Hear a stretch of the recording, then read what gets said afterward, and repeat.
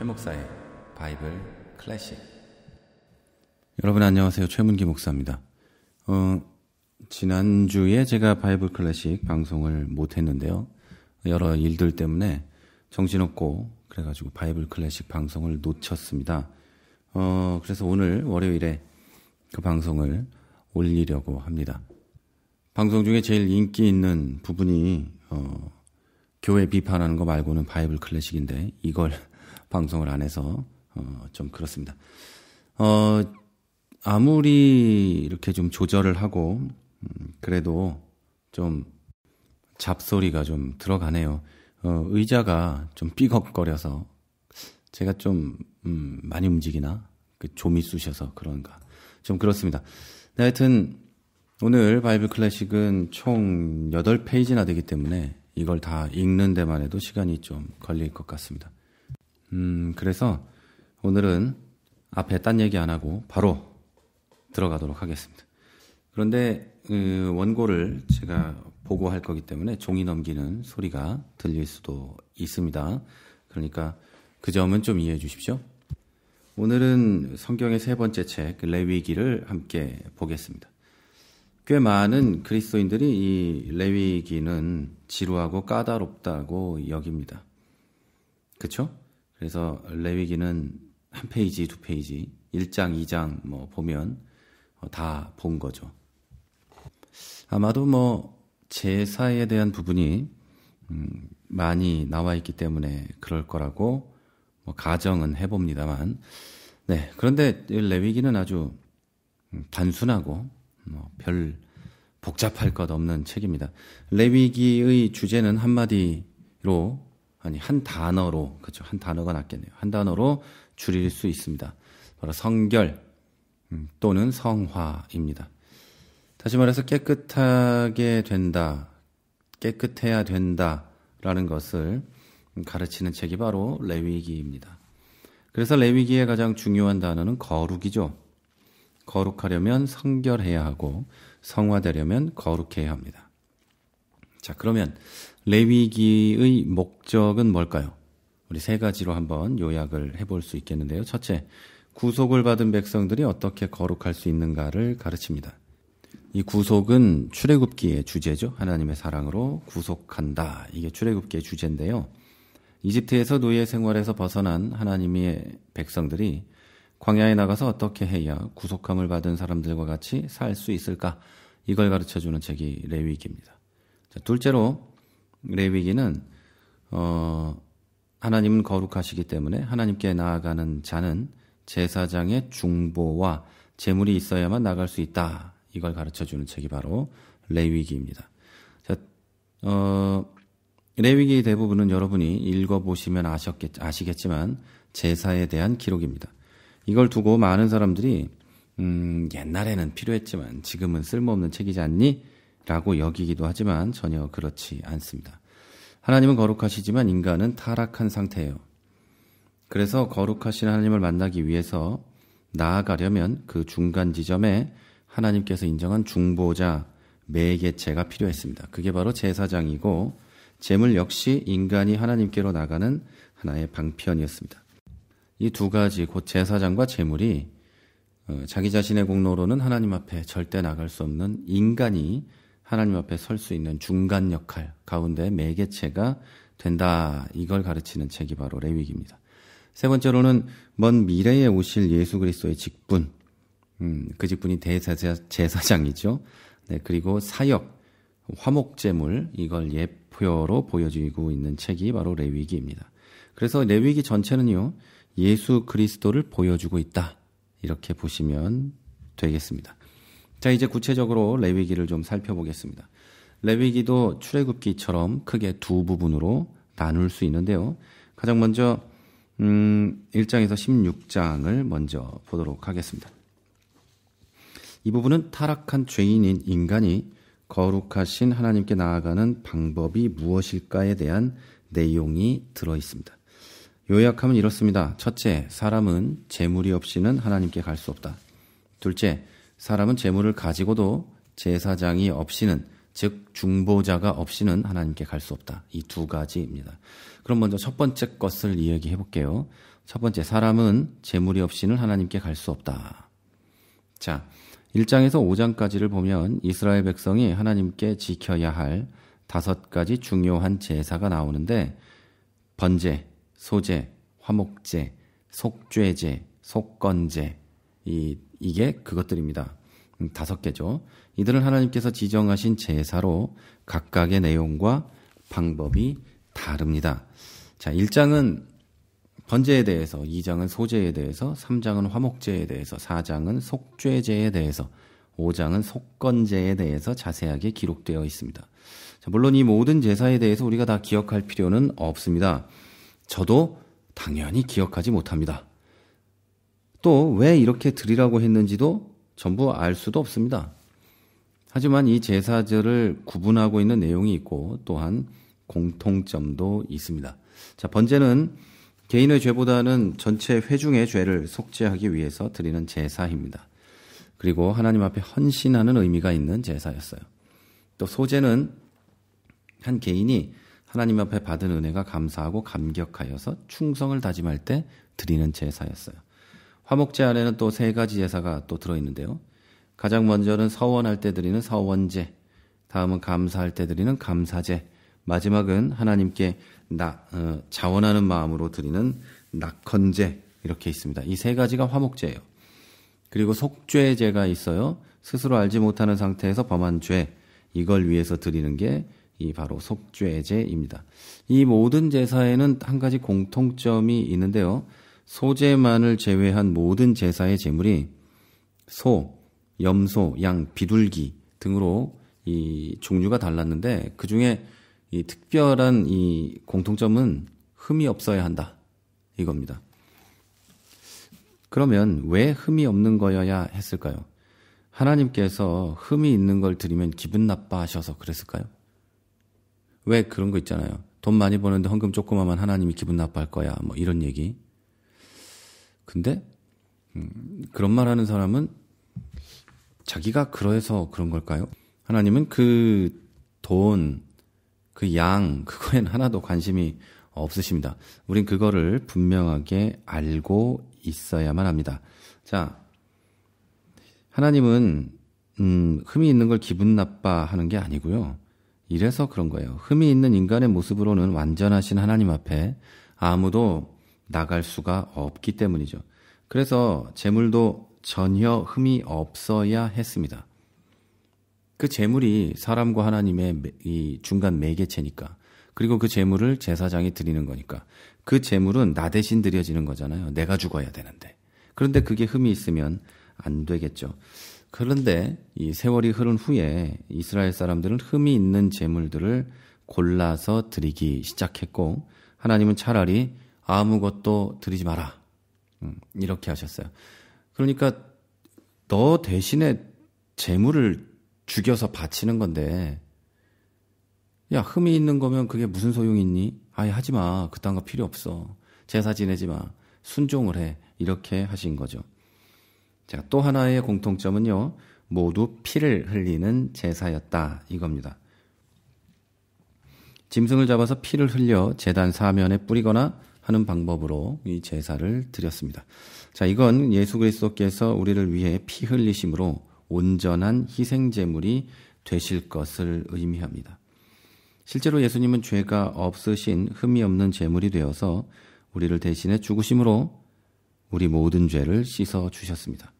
자, 이렇게 레위기에 나타난 모든 제사의 제물은 예수 그리스도를 예표한 것입니다.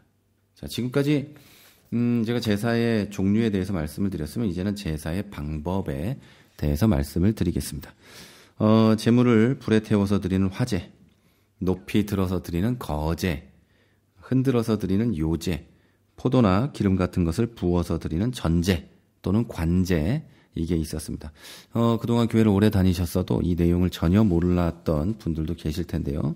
다시 한번 말씀드릴게요. 불에 태워드리는 것, 화제, 높이 들어서 드리는 것, 거제, 흔들어서 드리는 것, 요제, 포도나 기름, 포도주겠죠. 포도주, 포도가 아니고 기름을 부어서 드리는 전제, 관제, 이런 게 있었습니다. 자, 그다음 레위기뿐 아니라 성경을 읽다 보면 이상 5가지 제사와 5가지 제사의 방법이 계속해서 나오니까 잘 좀 구분을 해 두시기를 바랍니다. 성경을 읽다 보면 계속 나와요. 화목제, 무슨 제 계속 나오니까 이 정도는 출애굽기에 나오는 10가지 재앙보다는 더 좀 기억해 놓으셔야 될 만한 내용입니다. 자, 이제 제사를 드리는 규례, 방법, 하나님께서 정하신 방법에 대해서 말씀을 드리겠습니다. 제사의 가장 대표적인 방법은 번제입니다. 번제를 드리는 방법은 이렇게 돼 있어요. 먼저 짐승을 가지고 나오면 손을 얹고 제사장이 기도합니다. 자, 이것은 사람의 죄가 이 짐승, 곧 제물에게 전가되었다는 걸 뜻해요. 그리고 예수님께서 십자가에서 죽으실 때 사람의 죄가 전가되었다는 것도 이 뜻입니다. 그리고 이 기도 후에 제물을 바칩니다. 가죽을 벗기고 토막을 냅니다. 그러면 왜 가죽을 벗길까요? 이것은 죄인인 인간이 자신의 모든 것을 드러내지 않고는 결코 죄사함을 받을 수 없다는 뜻으로 보고 있습니다. 자, 그리스도인의 대부분은 회개의 한계점을 명확하게 정해두고 있습니다. 이렇죠. 내 스스로 죄라고 생각되는 것이 그 한계의 첫 번째고, 다음이 나조차도 부끄러워서 기도도 할 수 없는 이런 것들이 있습니다. 그런데 뭔가를 은폐해두고 용서를 구하는 것은 그 자체로 거짓이고 죄입니다. 마치 짐승의 가죽을 벗겨서 알맹이를 드러내는 것처럼 모든 인간은 포장된 모든 이미지와 생각을 벗어놓고 용서를 구해야 합니다. 그때 죄사함의 은총을 경험할 수 있고 그럴 때에야 돌아설 수 있는 겁니다. 오늘 제가 설교 시간에도 교회에서 얘기를 했지만 회개를 죄책감을 느끼는 거, 후회를 하는 거, 그러지 않아야겠다 생각하는 거, 요따오로 생각하는 사람들이 굉장히 많이 있습니다. 그렇게 회개를 했으니까 아직도 그렇게 사는 겁니다. 물론 사람은 죄를 짓습니다. 저도 지어요. 당연히 죄를 짓죠. 욕심도 생기고 그리고 사람을 미워하기도 하고 죄는 다 짓습니다. 그런데 회개는 그 행위를 한 것을 후회하는 게 회개가 아닙니다. 다시 하지 않는 거죠.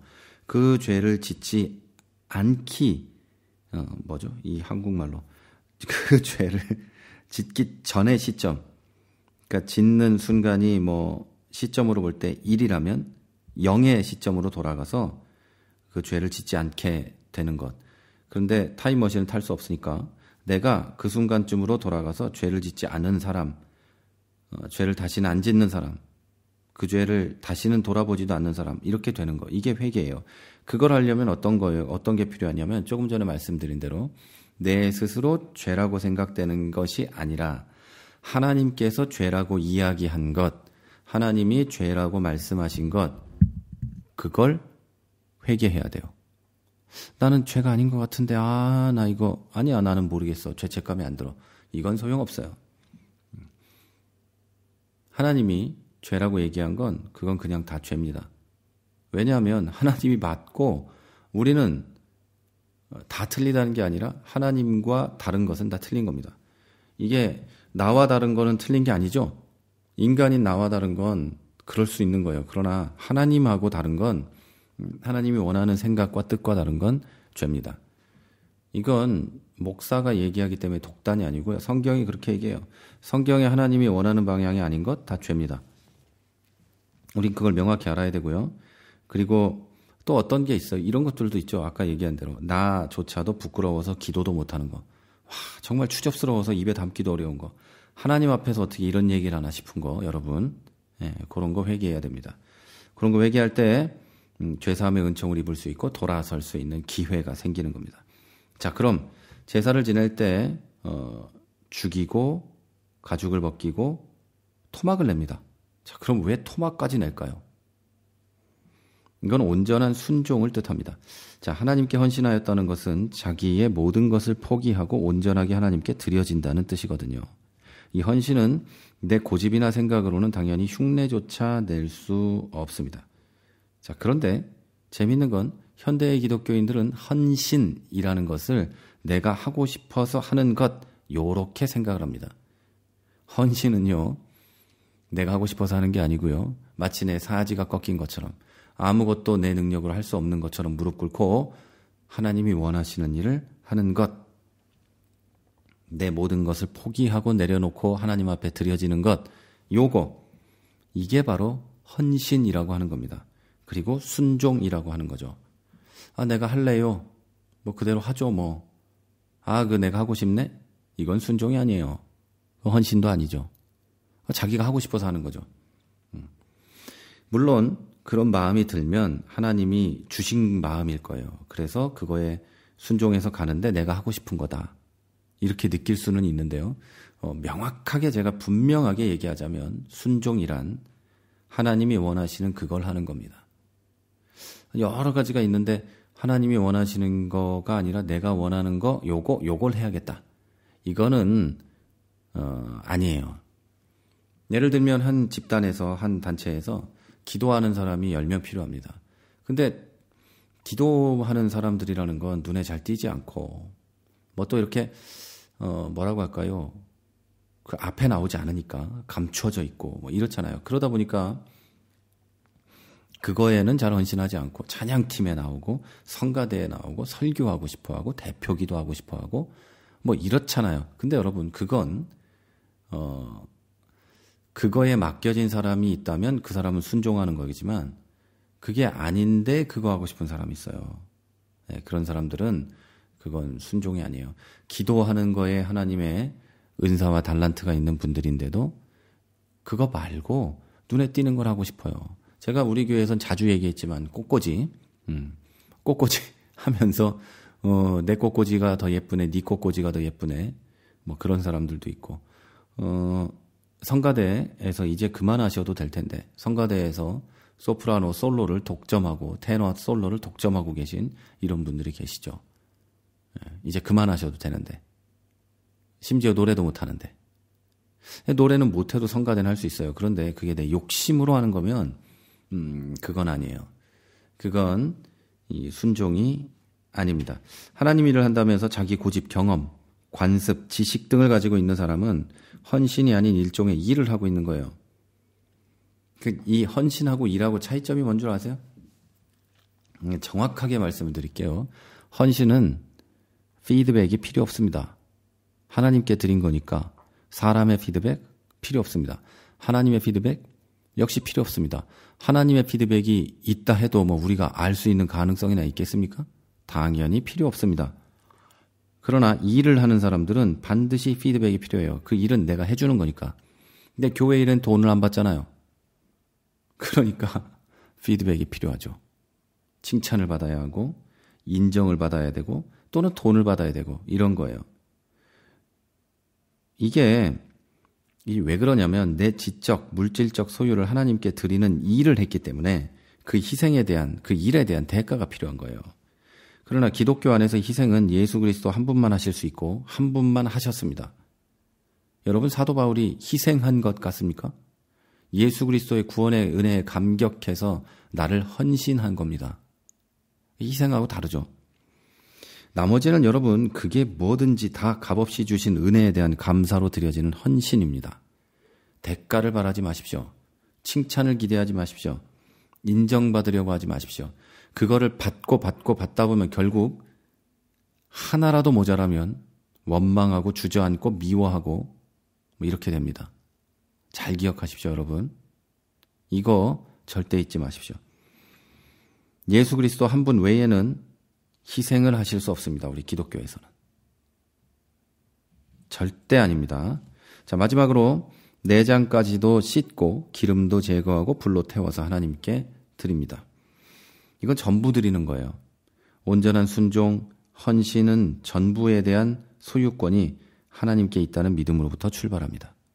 이 믿음 없이는 우리는 절대 온전한 걸 드릴 수 없습니다. 왜 교회든 어느 단체, 이 선교단체든 또 교회는 아니지만 그리스도인의 공동체든 이런 사람들 있죠. 내가 해주는 거야. 이런 거 있잖아요. 내가 하는 거야. 이런 거. 거기에 내가라는 게 들어간 사람들은 절대 하나님께 드리는 거 아닙니다. 그냥 하나님 앞에 할 수밖에 없는 거예요. 예수 믿는 사람은. 그래서 그냥 드려지는 거고 내 모든 걸 던지게 되는 거예요. 그런데 그게 아니면은 온전한 걸 드릴 수가 없어요. 그래서 결국에는 시험에 들어요. 많이 얘기했을걸요? 제가 주일학교 전도사 때 우리 교사 중에 한 분이 자기 본인 돈으로 애들 떡볶이를 그렇게 많이 사줬어요. 1,000원어치, 10,000원어치 이렇게 사줬는데 그것 때문에 시험에 들었어요. 1,000원, 10,000원 큰 돈 아닌 것 같죠? 하나님 앞에 드릴 때는 전부 드리는 사람은 1억, 100억을 드려도 시험에 들지 않지만 그 1,000원도 100원도 내가 뭔가 하는 거라고 생각하고 드리는 사람은 그것 때문에 시험에 듭니다. 이건 이 기독교 역사의 만고불변의 이 진리며 전통입니다. 자, 이제 다음은 1장부터 16장까지의 두 번째 부분입니다. 사람은 재물 가지고 중보자인 제사장 없이는 하나님께 갈 수 없습니다. 다시 읽어드릴게요. 사람은 재물이 있다 해도 중보자인 제사장이 없이는 하나님께 갈 수 없습니다. 자, 이스라엘 사람들은 그 누구도 개인적으로 하나님께 와서 기도할 수 없었습니다. 반드시 제사장이 백성을 대신해서 기도를 해줘야 했습니다. 구약 성경에 나오는 이제 하나님 일을 하는 사람의 직분은 두 가지가 있는데요. 선지자는 하나님 앞에서 하나님 편에 서서 하나님께서 하시는 말씀을 이스라엘 백성들에게 전하는 사람이었고, 제사장은 반대로 백성의 편에서 하나님 앞에 서는 사람이었습니다. 선지자는 하나님께서 선택하시면 그 출신이 어떠하든 상관없었지만 제사장은 반드시 레위 지파에서만 할 수 있었고 그 가운데서도 아론과 그 자손만이 제사장의 직분을 맡을 수 있었습니다. 그런데 이제 신약 성경의 히브리서에 와서 보면 옛날에는 제물과 제사장을 통해서만 하나님께 갈 수 있었지만 이제 예수 그리스도 안에서 누구든지 하나님께 당당하게 갈 수 있다고 선언합니다. 자, 이것은 예수 그리스도께서 과거의 제물과 제사장의 역할을 다 하신다는 뜻입니다. 그래서 우리는 예수 그리스도를 통하지 않고는 하나님께 갈 수 없어요. 예수님께서는 또 친히 이렇게 얘기하셨죠. 나는 길과 진리와 생명이다. 나를 통하지 않고서는 아버지께 올 자가 없다. 바로 이것을 가르쳐주기 위해서 수천 년 전에 이스라엘 백성에게 그림자로 제물과 제사장과 제사를 보여주신 겁니다. 이제 우리들에게는 더 이상 제물이 필요 없습니다. 예수 그리스도께서 하나님과 우리 사이의 제물로 돌아가셨기 때문입니다. 그래서 우리는 오직 예수 그리스도의 십자가만 필요합니다. 역시 우리에게 제사장도 필요 없습니다. 하나님과 나 사이에서 나의 얘기를 제사장 대신 해주는 사람, 이런 사람이 필요 없다는 거죠. 그러니까 당연히 제사장 비슷한 사람도 필요 없습니다. 따라서 누가 여러분의 죄를 대신 고백해 주거나 사해 주는 것도 필요 없습니다. 로마 가톨릭의 사제 이런 거 필요 없다는 얘기예요. 그들이 예수 그리스도의 복음을 전한다는 거에 대해서는 저도 일부분 동의할 수는 있겠지만 여러분과 하나님 사이에 서서 죄를 사해 주고 하나님한테 대신 여러분을 위해서 뭔가를 해주고, 이거는 예수 그리스도의 죽으심과 이 부활하심과 또 이 모든 걸 부정하는 거예요.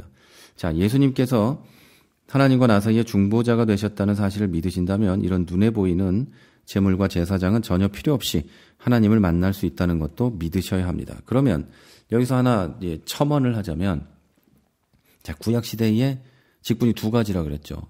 제사장 그리고 또 하나 선지자죠. 그럼 지금의 목사직은 어디에 가까울까요? 제사장직은 당연히 아니죠. 조금 전에 지금 제가 주구장창 얘기했잖아요. 당연히 아니라고. 그러니까 하나님과 사람 사이의 중보자, 이건 절대 있을 수 없다는 거예요. 그건 예수 그리스도 한 분이시거든요. 성경이 그렇게 선언합니다. 있을 수가 없는 일이고요. 그러면 지금 이 선지자는 지금의 뭘까요? 이것도 물론 지금 선지자 직분은 없습니다.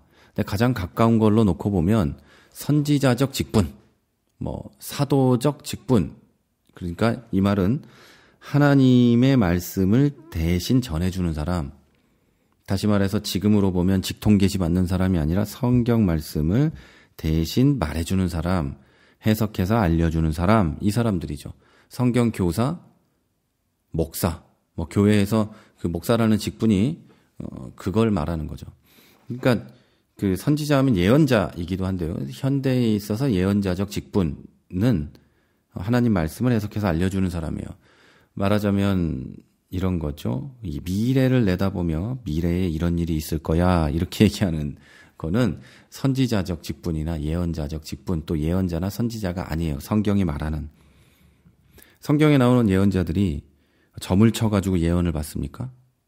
아니면은 뭐라 그럴까요? 또 뭐 지 혼자 뭐 이렇게 약을 해가지고 환상을 받습니까? 그런 게 아니고 하나님께서 보여주시거나 하나님께서 말씀하신 거잖아요. 그걸 전달한 거잖아요. 지금 이 세대에도 똑같아요. 하나님께서 말씀하시고 전해주신 성경을 하나님의 뜻에 합당하게 해석해서 가르치는 것. 이게 성경 교사고, 목사고, 전도사고, 그런 겁니다. 선교사고, 뭐 이런 거죠. 그들이 하는 역할이 교회 안에서 다를지라도, 바로 그런 겁니다. 그러니까, 제사장 직분은 이제는 없습니다. 그런 건 없고요. 네. 그런 거는, 로마 카톨릭에 가면 있습니다. 네. 거기 가면 있는데, 그건 좀 이상합니다. 자, 이제, 11장에서 15장까지는 지켜야 할 규례들이 등장합니다.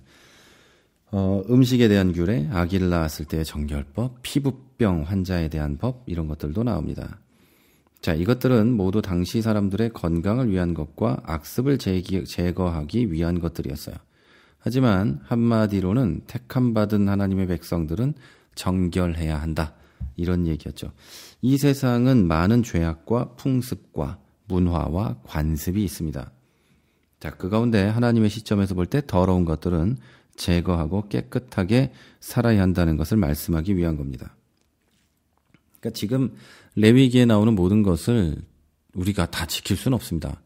지금의 현실로 볼 때는 좀 이상하게 성경 말씀을 이렇게 표현하면 그렇습니다만 그렇게 느끼는 것도 있습니다. 그러나 그 당시에는 그것이 위생적인 거였고 그것이 뭐라고 할까요? 풍습에 좀 그런 거였고 그래서 하나님의 백성들은 좀 구분을 시켜야만 했고 그런 부분 때문에 그렇게 한 거고 지금은 또 지금의 또 그런 게 있겠죠. 근데 그 당시의 것을 따라서 지금 다 지키는 건 절대 아니죠. 하나님의 뜻을 알아야 된다는 거예요. 이걸 신약 성경으로 옮기면 이런 얘기예요. 너희는 이 세대를 본받지 말라. 이런 얘기예요. 이 세대에 하나님의 뜻에 맞지 않는 것, 더럽고 악한 것들 본받지 말라. 이런 뜻입니다. 자, 이제 레위기의 앞부분의 마지막 16장에는 대속죄일이 나옵니다. 16장 34절에서 하나님은 이렇게 말씀하세요. 자, 이는 너희가 영원히 지킬 규례라. 이스라엘 자손의 모든 죄를 위하여 1년에 한 번 속죄할 것이니라. 아론이 여호와께서 모세에게 명령하신 대로 행하니라. 자, 이스라엘의 모든 백성의 모든 죄를 위하여 1년에 한 번 속죄제를 드리는 날이 있었는데 이 날을 가리켜서 대속죄일이라고 합니다. 자, 이제 두 번째 단락으로 들어갑니다. 너무 급하게 가고 있죠. 그런데 벌써 시간이 많이 됐죠. 레위기를 오늘 끝내려고 합니다. 어쨌든 17장에서 27장까지는 거룩하신 하나님과 교제하는 방법이 나옵니다. 그 방법은 첫째, 성결의 규칙을 지켜야 합니다. 이건 깨끗하게 목욕해라 이런 뜻이 아니고요. 하나님의 말씀에 순종하는 것을 뜻합니다. 자, 두 번째는 하나님께서 제정하신 절기를 지키고 하나님께서 하신 일들을 기억해야 합니다. 자, 이것은 받은 은혜를 잊지 않고 계속 기억하면서 사는 것이 하나님과 바르게 교제하는 방법임을 말해주는 겁니다. 자, 또 세 번째, 하나님께 은혜를 받았으면 반드시 헌신이 있어야 합니다. 이상의 세 가지를 이제 좀 자세하게 살펴보도록 하겠습니다. 자, 첫 번째, 성결의 규칙을 반드시 지켜야 합니다. 자, 여길 보면 대단히 귀찮고 짜증스러울 정도의 규칙들이 들어 있습니다. 지금 우리가 그걸 보면서 이렇다 생각하지만 당신 지켜야만 하는 거였어요. 이방의 풍속을 따르지 말라. 비정상적인 성관계를 갖지 말라. 부모를 공경하라. 이웃의 물건을 탐내지 말라. 형제를 미워하지 말라. 이런 말씀이 들어 있습니다. 자, 이것은 하나님의 백성들은 마땅히 이렇게 살아야 한다고 가르치신 거예요. 이것이 하나님과 교제하는 방법입니다. 다시 말해서 이스라엘 사람들이 이걸 하지 않으면 하나님과 교제를 하지 않겠다고 스스로 선언하는 것과 같은 거였어요. 이것은요, 신약시대, 곧 지금도 똑같습니다. 우리가 말씀에 순종하며 살 때 하나님과의 교제가 가능해집니다. 말씀에 순종하지 않으면서 하나님과의 관계를 유지할 수 있다는 생각은 대단히 잘못된 생각입니다. 어떤 사람들은 하나님은 사랑이라고 하시면서 순종을 강요하는 건 말이 안 된다고 합니다. 하나님이 어떻게 그러냐라고 합니다. 하지만 하나님은 이미 사랑으로 아들 예수 그리스도를 주셨고 세상의 모든 것을 우리에게 주셨습니다. 그리고 요구하는 순종은 다른 게 아니라 하나님을 섬기고 이웃을 내 몸과 같이 사랑하라. 이것뿐이었습니다. 그리고 이 조건이 충족되었을 때 우리는 하나님과 온전한 교제를 할 수 있습니다. 그 전에는 하나님의 짝사랑이죠. 당연한 거 아니에요? 한쪽만 하는 사랑을 짝사랑이라고 하고 그것을 두고 온전한 교제라고 하지 않습니다. 다만 지고지순한 짝사랑 이렇게 부르기는 하죠. 자, 예수님께서도 너희가 나를 사랑하면 내 계명을 지켜야 한다고 하셨고 요한일서 5장에는 하나님을 사랑하는 것이 바로 그의 계명을 지키는 것이다 라고 말씀을 합니다. 말씀을 지키는 것이 하나님을 사랑하는 것을 증명하는 가장 첫 번째 조건입니다. 그러니까 보통 얘기하는 것들하고 다르죠. 하나님 말씀을 지키는 거가 중요한 게 아니라 열심히 예배드리고 열심히 돈 내고 열심히 뭘 하면 하나님을 사랑하는 거다 이렇게들 얘기하지만 전혀 그렇지가 않아요. 그거는 정말로 하나님의 말씀에 계명에 순종하고 있는 사람이 그렇게 하는 것이 바로 사랑의 증명이 되는 거지. 그게 아니라 그냥 그 행위만 열심으로 하고 있는 건 하나님 사랑하고 관계없습니다. 자, 그 조건에 충족되지 않으면요, 예수는 믿어도 늘 혼자인 삶을 살게 됩니다. 예수님을 영혼의 구세주로 믿는 것은 신앙생활의 시작이요, 구원의 조건이지 신앙생활의 전부, 성화의 전부 이게 아니거든요. 바른 신앙생활의 조건은 하나님의 말씀을 지키려는 노력에서 충족되기 시작하고 그 노력으로 인해서 하나님의 인도하심이 현실에 적용됩니다. 또한 구원의 세 가지 국면 가운데 성화는 그 노력이 사실로 드러날 때, 즉 열매가 맺힐 때 시작됩니다. 말이 어려운 건 아니죠. 네. 우리가 말씀에 순종할 때 하나님하고 교제한다는 얘기예요. 하나님이 일방적으로 나를 사랑하고 구원해 줬고 나를 이렇게 보호해 주고 하시는 것은 그건 하나님이 하시는 일이고, 내가 하나님을 사랑하는 것에 대한 증거는 하나님 말씀에 순종하는 거예요. 우리가 연애할 때도 결혼 전에 연애할 때도 어떤 사람과 내가 교제를 하면 그 사람 말을 들어주잖아요. 그거는 사랑하니까 그러잖아요. 하나님은 우리를 사랑하셔서 들어주시고 또 아들까지 죽음으로 우리를 구원하셨는데, 우리가 하나님을 사랑한다고 하면서 하나님이 원하는 얘기, 원하는 일 이런 것을 완전히 거부하고 하지 않는다면 그건 하나님 사랑하는 거라고 말할 수 없어요. 하나님은 하나님 사랑에 대한 그 증거를 이런 걸로 이제 이 레위기서에서는 얘기하고 있는 거죠. 이방의 풍속을 따르지 말고 비정상적인 성관계를 갖지 말고 부모를 공경하고 이웃의 물건을 탐내지 말고 형제를 미워하지 말라 등등등 이런 얘기를 하고 있는 거죠. 자, 첫 번째로 이 것들을 성결의 규칙을 지키려면 해야 될 것들은 하나님께서 제정하신 절기를 지키고 하나님께서 하신 일들을 기억하는 겁니다. 이것은 다시 한번 말씀드리면 이래요. 하나님께서 제정하신 절기를 지키면서 하나님께서 하신 일들을 기억해야 한다 이거죠. 성경에는 많은 절기가 있는데요. 특별히 온 민족이 다 성전에 가서 지켜야 하는 절기는 크게 세 가지가 있습니다. 유월절, 오순절, 초막절 이렇게 세 가지입니다. 첫 번째로 유월절이에요. 이 달은 첫 번째 달 아빕월이라고 하죠. 이 히브리 달력으로는 첫 번째 달 14일입니다. 그날부터 일주일 동안 무교병을 먹죠. 그 무교병은 누룩이 없는 빵, 그래서 부풀어 올리지 않는, 누룩을 넣지 않는 빵, 그걸 얘기하죠. 그걸 먹으면서 지키는 절기를 바로 무교절이라고 합니다. 그러니까 분명히 이제 이 말씀드리면 이래요. 6월절은 첫째 달 곧 아비벌 14일이고요. 그 다음 날부터 일주일은 무교절입니다. 자, 하지만 일반적으로 6월절과 무교절을 합해서 6월절이라고 부르기도 하죠. 자, 이 절기는 이집트에서 해방된 것을 기념하는 절기로 노예 생활을 하던 이스라엘 백성을 해방시켜서 가나안으로 인도하신 것을 기념하는 날, 그것이 바로 6월절입니다. 우리 그리스도인에게도 6월절이 있습니다. 하나님 아버지의 사랑과 예수 그리스도의 은혜로 죄와 그 대가에서 구원을 받은 우리는 매일매일이 6월절입니다. 왜냐하면 예수님의 죽으심을 기억하고 우리의 구원을 감사하면서 사는 것이 그리스도인이기 때문입니다. 자, 그 다음 두 번째는 오순절이 있습니다. 오순절은요, 이 레위기 23장에 나오는데요.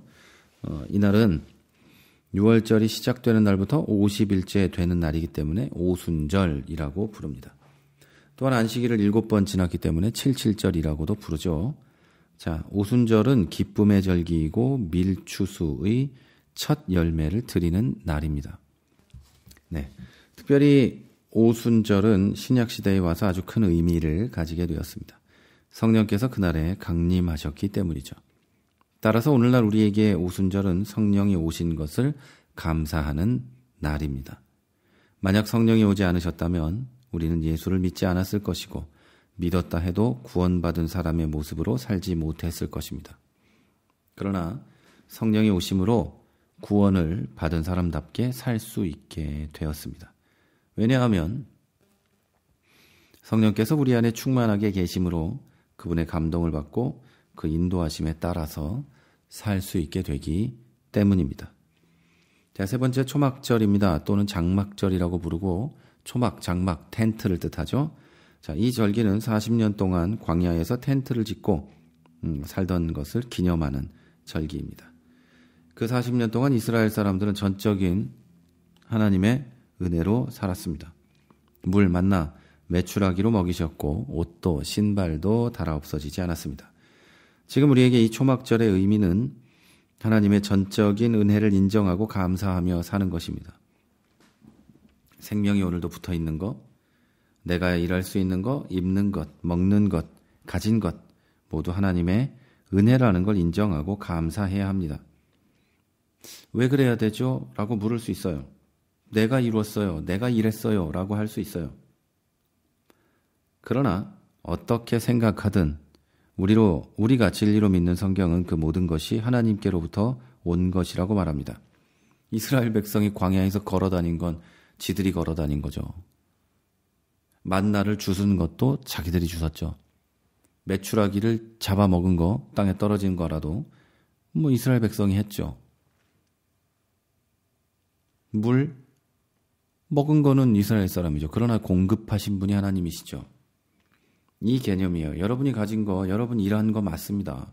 여러분이 노동한 거, 사업한 거, 공부한 대가 다 맞아요. 그런데 중요한 건 그걸 공급하신 분이 누구냐는 거예요. 그걸 얻어낸 건 내가 맞는데 공급하신 분은 하나님이시다. 이걸 우리가 완전히 인정해야 합니다. 자, 성경이 분명히 그렇게 말하고 있다고 했죠. 그렇기 때문에 우리는 감사하고 또 감사하고 찬양해야 합니다. 심지어 하나님께서 받기를 거부하신다고 해도 우리는 그렇게 해야 합니다. 그게 사람입니다. 자, 이제 거의 마지막에 와 있습니다. 25장은 안식년과 희년에 대해서 가르칩니다. 가장 어쩌면 이 레위기에서 가장 중요한 부분이 여기라고 할 수도 있겠습니다.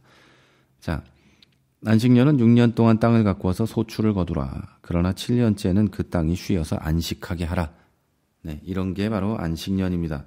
이것은 그 땅이 쉬어야 된다는 얘기고 땅을 쉬게 함으로 나오는 소출들은 다 같이 나누는 거였습니다. 자, 희년은요. 49년 동안 땅을 가꾸고 50년째에 이르면 그 해를 거룩하게 하고 그 땅에 있는 모든 사람들에게 자유를 선포하는 해였습니다. 이때는 원래 자기가 가지고 있던 땅으로 돌아가서 모든 소유를 회복하라고 하셨습니다.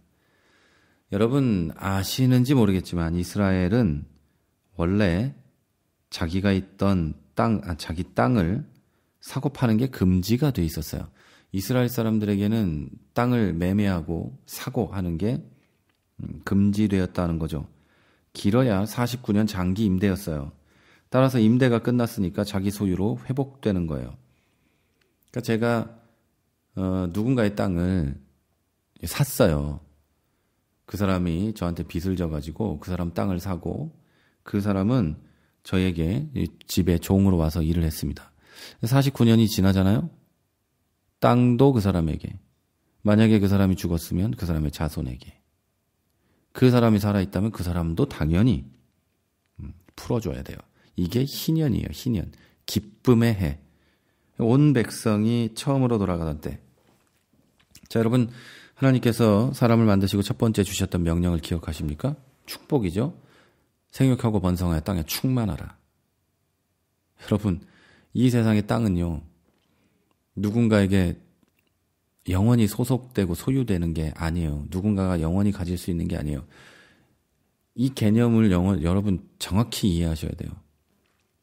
성경이 말하는 땅에 대한 개념은 온 인류 모든 사람에게, 그 사람에게, 그 가문에게 다 나눠준 거예요. 무슨 말인지 아시겠어요? 그런데 사람들이 그렇게 하지 않으니까 하나님께서는 이스라엘 백성을 선택하셔서 하나님의 뜻이 무엇인지를 이 세상에게 보여주셨어요. 그리고 우린 그 성경을 믿습니다. 그런데 기독교인들 중에 얼마나 탐욕적인 인간들이 많습니까? 얼마나 많은 걸 소유하고 가지고 싶은 사람들이 많습니까? 심지어 남의 것을 착취하고 그 사람에게 갑질을 해서 그 사람을 괴롭히면서까지 피를 빨아먹는 것들이 얼마나 많이 있습니까? 이렇게 얘기하면 빨갱이라고? 말도 안 되는 소리지. 성경에 나와 있는데요. 자, 이 방송을 들으시는 여러분, 제가 사는 체코는 보험료를 내면 거의 모든 의료가 무료입니다. 물론 돈 들어가는 것도 있죠. 그런데 거의 무료입니다. 또 어떤 분이 글을 쓴 걸 봤는데요. 덴마크였을 거예요. 덴마크에서 딸이 모야모야병에 걸렸답니다. 근데 덴마크 병원에 처음에 못 가고 가정의학과 의원이 집에 방문한답니다. 그래서 방문을 받고 한 이틀 정도 지켜보다가 더 이상 안 되겠으니까 병원에 보낸답니다. 그럼 병원에 1인실에 입원합니다. 한국처럼 1인실에 삐까번쩍한 그런 정도가 아니고 모든 의료시설이 다 있는 그런 1인실에 입원하고 거기서 정밀 검사를 다 했더니 모야모야병이었답니다. 제 아내도 모야모야병인데 오늘 한국에서 진료를 받습니다. 그런데 그래서 수술을 해야 된다는 결과가 나왔대요. 이게 병이 애들은 거의 다 수술을 하거든요. 애들에는. 그러니까 병원에서 이러더래요. 독일하고 일본하고에 이 수술을 할 수 있는 의사가 있다. 네가 선택을 해라. 그런데요. 그래서 비용이 많이 들겠다 생각을 했는데 독일하고 일본에 가서 수술하는 비용까지 국가에서 다 된답니다. 야, 이건 선진국이 아니라 천국 아닙니까? 천국? 근데 이걸 한국에서 하자 그래봐요. 빨갱이라 그럴 거 아니에요. 공산당이라 그럴 거 아니에요. 덴마크나 스웨덴에서 이렇게 하면은 와, 선진국인데 우리나라에서 그런 얘기를 하면 종북이래요. 북한이 그럽니까? 걔네가 그런 걸 어떻게 해요? 하여튼 생각 자체가 이상해. 아유, 성경 공부하다가 이상한 대로 좀 흘러오긴 했는데요. 희년에 대해서 얘기하다 그랬어요. 여러분, 희년 얘기하다 왜 여기 왔지? 땅이 내게 아니에요, 원래. 세상은 하나님께서 나눠주신 그 땅에서 농사를 지어서 그 땅에서 나오는 걸로 먹고 나누고, 그러다가 누군가 빚이 어려워지면, 농사가 망하면 내가 좀 빌려주고, 그 사람이 못 갚으면 우리 집에 와서 일을 하는 거고, 그게 종의 문제가 아니에요. 그게 여러분, 그건 그 문제가 종에 대한 얘기가 아니고, 종을 삼고 노예를 삼고 이 얘기가 아니고요. 그 사람 망했잖아요. 그러니까 우리 집에서 거둬서 우리 집 일을 하면서 같이 먹고 사는, 물론 주인보다 부자는 아니겠죠. 근데 같이 먹고 살고 생명을 유지하고 다른 나라의 노예로 팔려가지 않게 하고 핍박당하지 않게 하고 해서, 그 사람이 나중에 희년이 오면 집으로 돌아갈 수 있게, 안 되더라도 자손에게는 그 땅을 돌려줄 수 있게 해주는 게 희년이에요. 그리고 히브리 사람들의, 이스라엘 사람들의 노예가 아니지 종에 대한 개념이에요. 종업원인데 뭐라고 해야 되나, 하여튼 그게 그 개념이에요. 여러분, 이거 좀 여러분도 기억해 두십시오. 자, 이 희년이 오면은요, 모든 종들이 자유인이 됐어요. 그들은 역시 49년 장기 직장을 얻은 거예요. 평생 직장. 그러다가 49년이 넘으면 50년째 되면 자기 땅으로 돌아가요. 이스라엘 사람들에게는 같은 민족을 노예로 삼는 게 금지되어 있었습니다. 동족에게 부당한 이득을 취하는 것도 금지되어 있었습니다. 이게 분명한 사실이에요. 고리대금, 이자 받고 돈 빌려주는 거, 이것도 못하게 되어 있었습니다. 자, 안식년과 희년은 지금에 와서 가장 지키기 어려운 명령입니다. 네, 그런데 가장 지켜야 하는 명령이기도 합니다. 왜냐하면 우리는 자기의 쉼도 잊고 살지만 타인의 쉼은 더 인정하지 않기 때문이에요. 여러분이 일하느라고 힘들고 괴롭고 바쁘다는 거 알고 있습니다. 그러나 여러분이 바쁘고 힘들고 괴롭기 때문에 내 밑에 일하는 그 사람도 바쁘고 힘들고 괴로워야 되고, 심지어 나보다 더 많이 바쁘고 힘들고 괴로워야 된다. 혹시 이렇게 생각하지 않습니까? 여러분이 직장 상사면 내 밑에 있는 건 나보다 더 힘들어야 되고, 여러분이 사장님이면 종업원, 요즘 종업원이란 말 안 쓰나? 직원들은 나보다 더 힘들어야 되고. 그러지 않아요? 근데 이상하지요? 직원들은 더 힘드는데 여러분보다 돈이 없네요? 요거 참 그래요. 저는 그래요. 사장님이 돈을 더 많이 받아야 되는 건 당연하다고 생각합니다. 내가 가진 내 사업체로 돈을 벌기 위해 고용하는 거니까요. 그런데 그 사람들은 나보다 더 힘들고 어렵고 고통받아야 된다고 생각하는 건, 그게 당연하다고 여기는 건 잘못된 거예요. 우린 다 똑같은 사람이에요. 다만 그들에게는 사업체가 없고 돈이 아직 없을 뿐이에요. 부모에게 물려받은 게 아니면 여러분도 그 시기를 거쳐왔잖아요. 우리 그거 이해해야 합니다. 특별히 그리스도인끼리 착취하고 갑질하고 하는 거 대단히 나쁜 짓입니다. 그거 하나님이 갚아주십니다. 그거 분명히 여러분 기억하십시오. 또 이 희년은 지키고 안식년도 지켜야 하는데 못 지켜요. 이게 왜냐하면 내 이익에 관계될 때가 많기 때문이에요. 어떤 사람들은 내 소유와 내 몸을 가지고 일을 하고 또 일을 시키며 사는 게 왜 문제냐고도 합니다. 그런데 그 생각 자체가 문제예요. 이스라엘 사람들이 하나님의 소유로 이미 선언된 땅을 마치 자기 것으로 믿을 때부터 그들에게 우상 숭배가 시작되었고 하나님 앞에서 범죄하기 시작했어요. 그걸 기억하셔야 돼요. 그 시기는 가나안에 들어간 직후였습니다.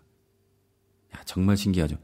가나안에 들어가서 내 땅을 갖자마자, 하나님의 땅을 나눠서 경작하라고 했을 뿐인데 그걸 갖자마자 내 걸로 보이는 순간 그들은 죄에 빠졌어요. 이 방송을 들은 여러분, 우리는 이 소유권 문제를 명확하게 인식해야 합니다. 소유권이 누구에게 있습니까? 하나님께 있어요. 여러분이 가진 모든 것의 소유는 하나님이십니다. 하나님이 주인이시고 우리에게 맡긴 거예요. 그걸 우리는 청지기라고 합니다.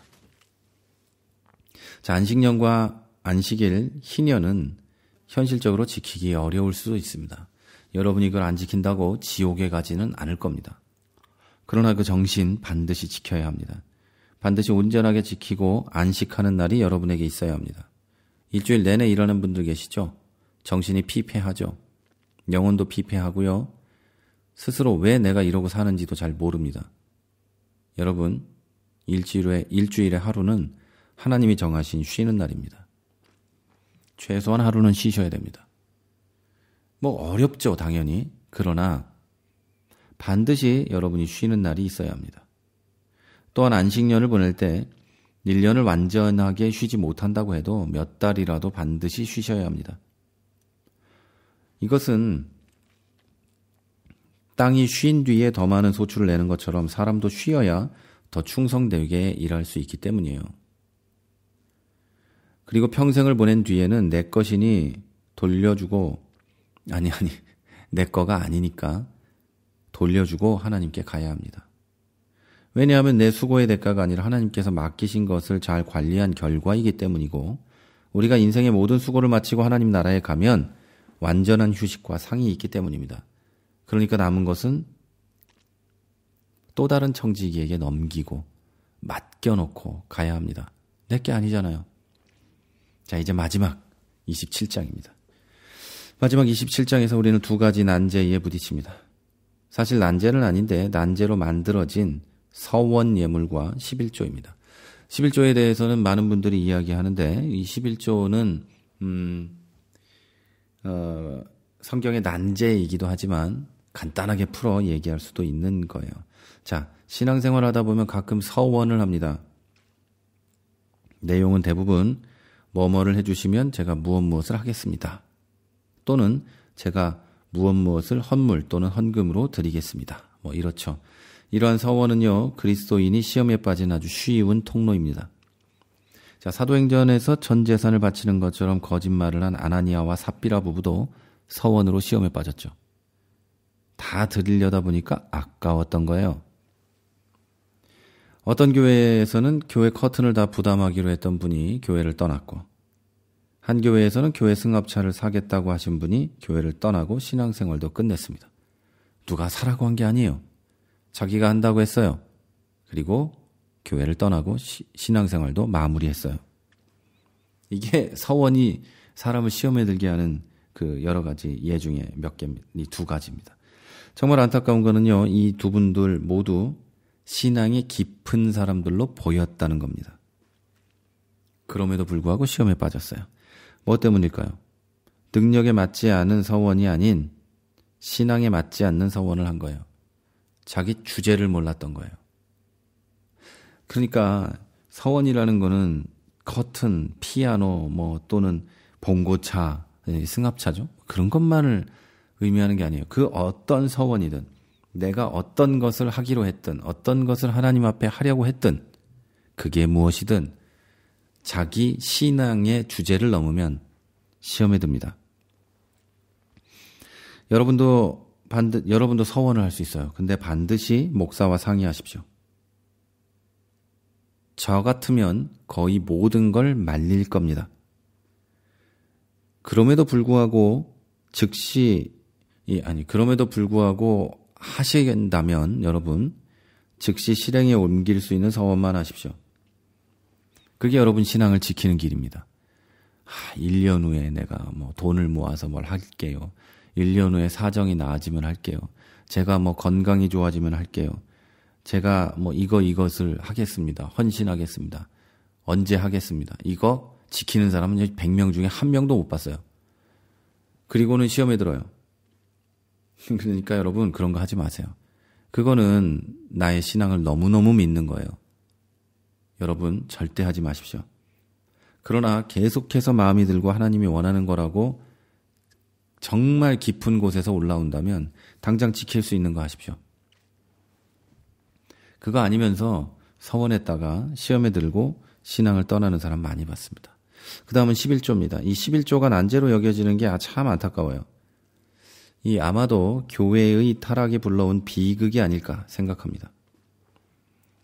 저는 11조가 믿음의 고백이고 믿음이 성숙할 수 있는 여러 통로 가운데 하나라고 봅니다. 잘 들으셔야 돼요. 11조가 믿음의 고백이고 믿음이 성숙할 수 있는 여러 통로 가운데 하나다. 저는 그렇게 봅니다. 꼭 11조를 해야 예수 믿는 사람 이거 아니에요. 꼭 11조를 해야 뭐 한 교회에 뭐 투표권을 가지거나 이거 절대 아닙니다. 그러나 믿음의 고백이고 믿음에 성숙할 수 있는 여러 통로 가운데 하나예요. 이 내 모든 것의 소유가 하나님에게 있다. 이건 하나님이 주신 걸 내가 주워 담은 것뿐이다. 내가 이 10분의 1을 하나님께 드려서 교회가 운영되고 또 하나님의 일에 사용될 수 있게 한다. 이게 11조 내는 자세예요. 그리고 이런 것들이 계속될 때 그 사람은 성장해 갈 수 있는 거죠. 자, 과거에 유대교 지도자들과 제사장들은 11조를 자기들의 치부와 권력 유지 수단으로 사용하기 위해서 백성들을 잘못 가르쳤습니다. 그러나 일반 백성들도 그 11조를 낸 것으로 진실한 감사나 진짜 성도의 의무는 등한시했습니다. 한마디로 시쳇말로 퉁친 거죠. 11조 냈잖아요. 뭘 더 해요. 이런 거예요. 그리고 제사장들하고 지도자들은 11조 안 내면 어떻게 된다. 이렇게 하신 거죠. 근데 이게 결합되니까 하나님께서 나중에 그래요. 그딴 거 내지 마라. 나는 그런 거 더러워서 안 받는다. 이런 상황까지 가게 되죠. 그래서 하나님께서 이 얘기를 하신 거예요. 말라기서에 제사장을 야단치면서 백성 전부에 대해서도 경고하고, 그게 좀 전에 이 말씀드린 거예요. 이런 타락은 오늘날에도 있습니다. 그러나 그 타락 때문에 11조가 폐지되어야 한다고는 생각하지 않습니다. 성경이 분명하게 11조를 말하고 있기 때문이에요. 따라서 우리는 11조를 폐지하는 게 아니라 그 의미를 온전하게 되살려야 됩니다. 저는 우리 교회에서 11조 하라고 설교한 적 한 번도 없습니다. 그리고 누가 11조를 하는지도 모릅니다. 제가 헌금의 그 내역, 그 자세한 누가 헌금했나를 보지 않기 때문에 그렇죠. 그러나 11조의 정신, 그 의미는 살려야 합니다. 여러분 그거 분명하게 아셔야 돼요. 11조의 정신은 하나님께 감사하는 거고요. 모든 소유가 하나님께 있다는 거예요. 그걸 인정하고 내가 12의 1조만이 아니라 10의 8조를 드려도 난 돈이 얼마든지 있어. 난 살 수 있어. 하나님이 주신 거 얼마나 감사해. 그럴 수 있다면 그것조차 은혜죠. 근데 이렇게 말하면서 그거 돈 뜯어먹는 목사들이 있긴 하지만 저는 그런 뜻이 절대 아니에요. 이 방송 듣는 분들 보고 11조 꼭 내라 이런 얘기하는 것도 아니에요. 자, 교회가 돈 때문에 망했단 말을 많이 합니다. 그렇다면 우리는 돈이 많아도 망하지 않는다는 강력한 증거를 보여야 하는 게 맞지 돈을 피해 다닐 이유가 하나도 없어요. 우리 교회가 우리 믿음이 그 정도는 아니에요. 자, 교회가 돈 때문에 망했다. 맞는 얘기예요. 교회가 돈 때문에 망한 게 아니고요. 교회 안에 있는 사람들이 돈 때문에 망한 거예요. 유혹에 넘어가서. 돈에 미쳐서. 환장해서. 그러나 그렇다고 해서 교회가 돈이 전혀 없어야 되진 않아요. 있어야 될 거 아니에요. 뭐라도 하려면. 그러니까 우리가 보여야 되는 증거는 우리 스스로 돈의 유혹에 넘어가고 만몬의 유혹에 넘어가서 사는 게 아니라 그래서 그거가 싫어서 거부하고 돈은 더러운 거야 하는 게 아니라 돈이 많아도 망하지 않는다는 강력한 증거를 우리들이 보여야 합니다. 여러분 성도 개인이 보여야 돼요. 돈이 많아지니까 타락하더라. 돈을 쫓아다니면서 타락해 버리더라. 이렇게 되는 게 아니라 돈이 많아도 저 사람은 그리스도인이더라. 저 교회는 돈이 많아도 하나님의 교회더라. 이런 게 보여져야 되는 거죠. 그런데 사실은 뭐 돈이 많은데 그런 교회는 별로 보지 못했지만 우리가 그렇게 하자고요. 우리가. 그러니까 제가 하고 싶은 얘기는 이거예요. 그 증거를 보이는 게 맞지 돈을 피해서 겁나서 도망 다녀야 되는 건 아니에요. 돈이 더러운 게 아니에요. 사용하는 인간들 우리가 들어온 거죠. 자, 우리가 보여야 할 것은 돈이 많든 적든 돈 자체에 굴복하지 않고 오직 하나님만 섬기는 모습이에요. 이걸 그리스도인들은 보여야 합니다. 제가 분명하게 말씀드릴 수 있는 건 11조는 많이 들을수록 좋아요. 여러분도 아시겠지만 저는 헌금에 대해서는 강조하지도 강요하지도 않습니다. 그런데 이 말씀을 드리는 이유는 딱 하나. 11조가 10만 원이면 수입이 100만 원이고 100만 원이면 11조가 100만 원이면 수입이 1000만 원이겠죠 뭐. 이미 받은 것의 10분의 1을 내는 것이 11조라고 하면 11조를 많이 내는 것은 수입이 그만큼 많아진 것을 뜻하니까 11조를 많이 내는 것은 적게 내는 쪽보다는 경제적으로는 괜찮다. 그 개인적으로. 뭐 그렇다는 뜻이에요. 그 사람의 11조의 양이 그 사람의 경제적인 여유를 뜻하니까 뭐 그 정도면 괜찮다. 뭐 이런 얘기죠. 그러나 11조를 많이 내면 복을 많이 받는다는 뜻은 아니에요. 11조를 어떻게 그렇게 이해하기 시작했는지는 모르겠어요. 그런데 하나님, 이 11조란 하나님께서 지난달 또는 지난 해에 나에게 맡긴 분량에 대해서 모든 것이 하나님의 것이니 하나님께 드린다라는 믿음으로 돌려드리는 거예요. 나머지는 내가 생활에 쓰고, 다시 말해서 이미 받은 것에 대한 감사가 11조예요. 그래서 11조 많이 내면 뭐 괜찮은 거예요. 하나님의 은혜에 감사하는 거고, 하나님이 나에게 수입을 이만큼 주셨으니 감사하니까 11조 많이 내면 좋다는 얘기예요. 이런 얘기하면 오해하시는 분도 있는데 잘 들으셔야 됩니다. 11조는 다시 말할게요. 받은 것에 대한 감사가 11조예요. 돈 놓고 돈 먹기가 11조가 아니에요. 여러분, 이런 의미 외에 교회가 물질적 필요에 따라 많이 거두기 위해서 강요하거나 성도가 많이 바침으로 복을 더 받으려는 목적으로 11조를 하는 건 헌금으로서의 어떤 의미도 없어요. 그냥 실제로 그 교회에 돈을 많게 할 뿐이에요. 무슨 뜻인지 아시겠죠? 아무 의미가 없어요. 그냥 복 받으려는 어떤 행위, 야바위 뭐 이런 거 외에는 아무 의미가 없어요. 11조는 감사해서 드리는 거예요. 무엇에? 이만큼을 나에게 맡기신 것에. 내게 아니고 하나님 거니까요. 잘 이해하셔야 됩니다. 이 커피 브레이크 방송을 들었더니 결국은 돈 내라고 하더라. 이런 거 아니에요. 그게 아니고 다시 얘기합니다. 정리할게요. 11조는 하나님께서 나에게 맡기신 물질에 대한 감사의 표현입니다. 그러니까 주셨으니까 고마워요. 뭐 이 정도가 아니고 하나님이 하나님 건데 나한테 맡겼어요. 그리고 심지어 그걸 저보고 쓰라고 했어요. 하나님 건데. 그러니까 10개 중에 1개는 하나님께 드려서 하나님이 다시 그 하나님의 일을 위해 사용하시도록 한다. 이게 11조의 정당한 개념이고요. 그것은 이미 나에게 맡겨진 것에 감사하는 거예요.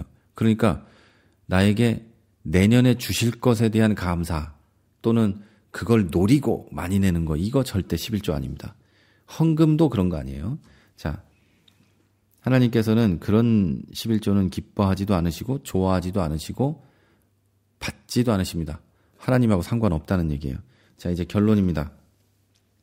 레위기의 결론은 우리가 거룩하게 구별된 성도이고 거룩하게 살아야 한다입니다.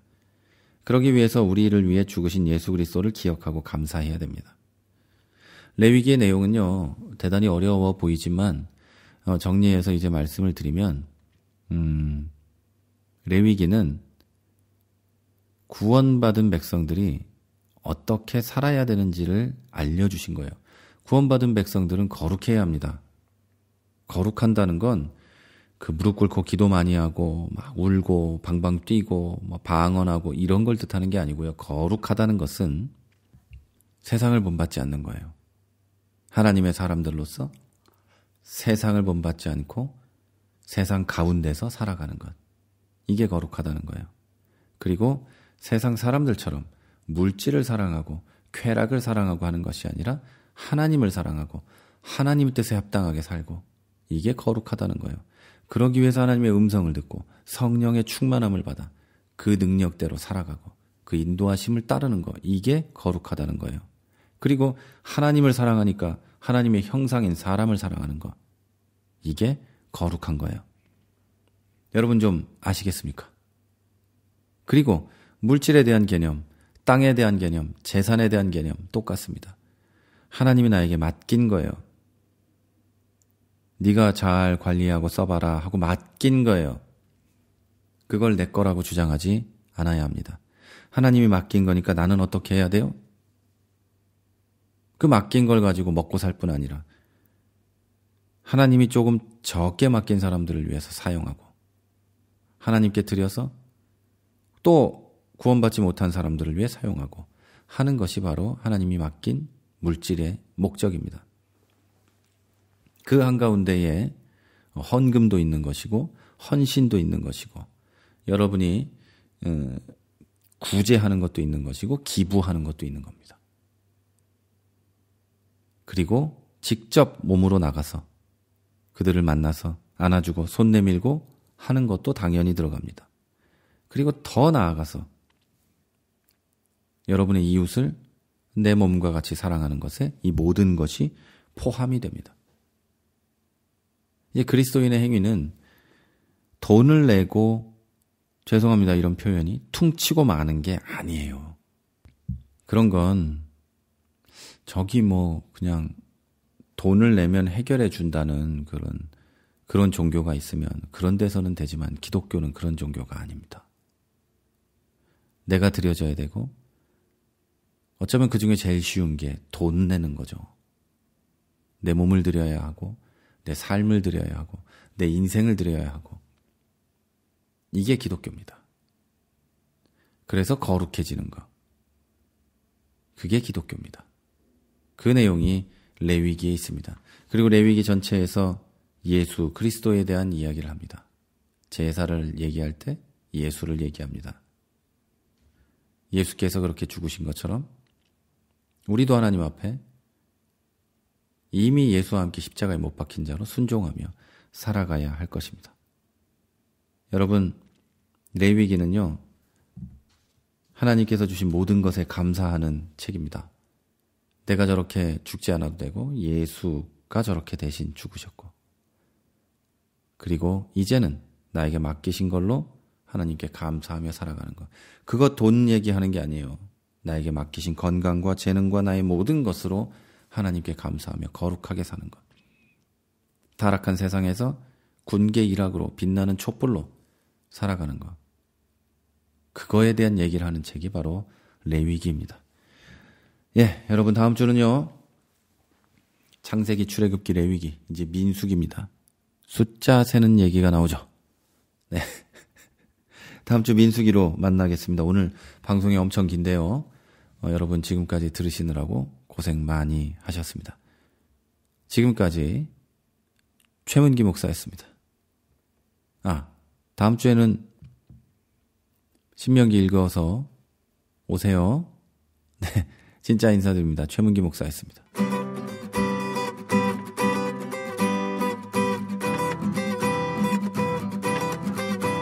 You are not the only one. I will always be with you. You are not the only one. I will always be with you. 크리스찬 TV